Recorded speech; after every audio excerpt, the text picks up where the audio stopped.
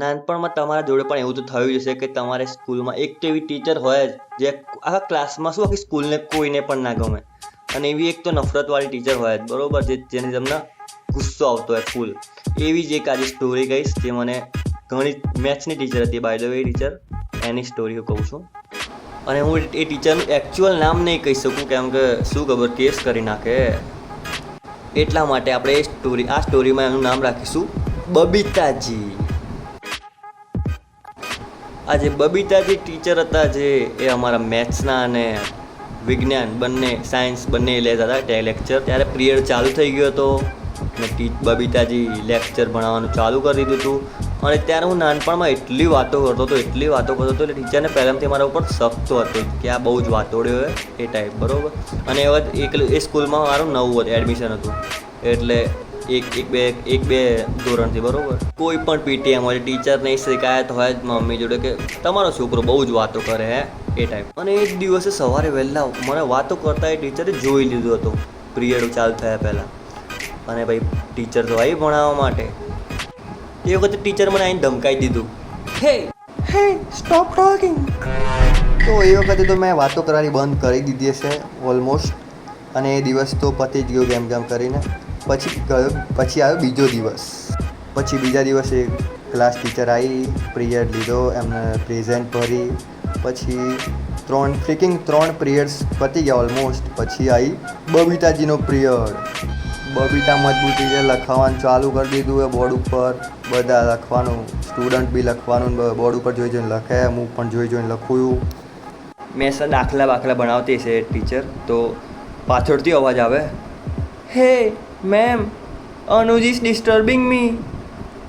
અને એ વખત ફ્રીકિંગ હું દાખલા જોઈને લખવાનું, કારણ કે મને આવડતા એટલે હું ધ્યાનથી જોઈને લખતો હતો. અને પાછળથી મરદાનો હાથ આવે બરોબરનો, એકદમ પઠ્ઠા જેવો. મને મારા ગાલ ઉપર ધડાક કરી લઈને જે મારી, એને એકદમ કાચ ફૂટી ગયા, એકદમ ઝરલાઈ કાઢ્યો મને એકદમ બરોબર. વાહ, એવી જોરથી માર્યો મને ટીચરે ગાલ ઉપર. અને હું ઉપરથી જોઉં બબીતાજી મને સટાક કરીને એટલું જોરથી લાફો માર્યો એકદમ. બધા સ્ટુડન્ટો મારા આમું જોવે અને એકદમ મારા આંખોમાંથી આંસુ નીકળવા માંડે ઓટોમેટિક. આંસુ હતા મોટા ટીપા એક નંબરના. અને મેં તો કીધું, ટીચર મેં એવું તો શું કરી દીધું? અને મેં બબીતાજી ટીચરને કીધું, ટીચર મેં શું કર્યું? મેં તો શાંતિથી લખતો હતો. પછી ટીચર કહે, વાય આર યુ ડિસ્ટર્બિંગ હર? પછી મેં કીધું, ટીચર મેં ક્યાં ડિસ્ટર્બ કર્યું? પછી પેલી પાછળથી અવાજ આવે, ટીચર ધીસ ઇઝ નોટ અનુજ.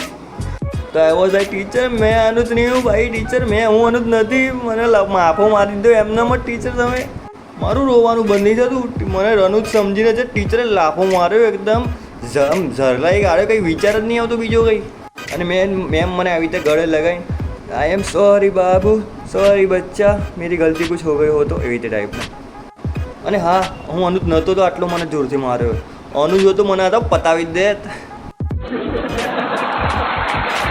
મને હજી પણ યાદ એ વખત હું ત્યાં રો કરતો હતો. અને ટીચર કે, સોરી બાબુ, સોરી બચ્ચા. અને બધા મારા સામું જોવે. તો એ ટીચર કહે કે, હુ ઇઝ અનુજ?